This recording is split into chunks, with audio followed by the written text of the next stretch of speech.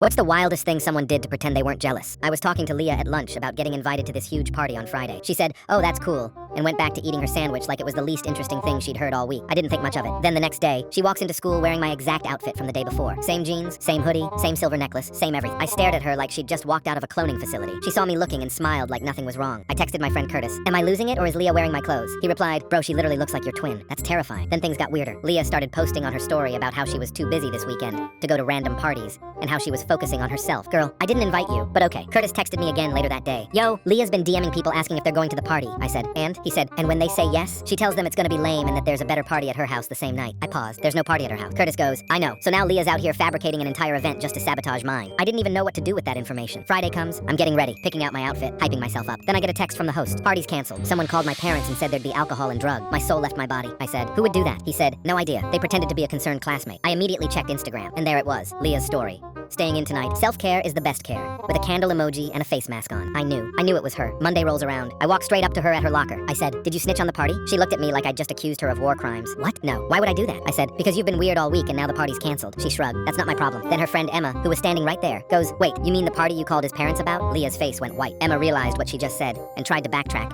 but it was too late. I said, "You what?" Leah stammered. "I didn't." She's confused. Emma looked guilty and whispered, "You literally told me you called them as a concerned classmate." I stared at Leah. She grabbed her bag and walked off without saying a word. I told the host everything. He told his whole friend group. By the end of the week, nobody was talking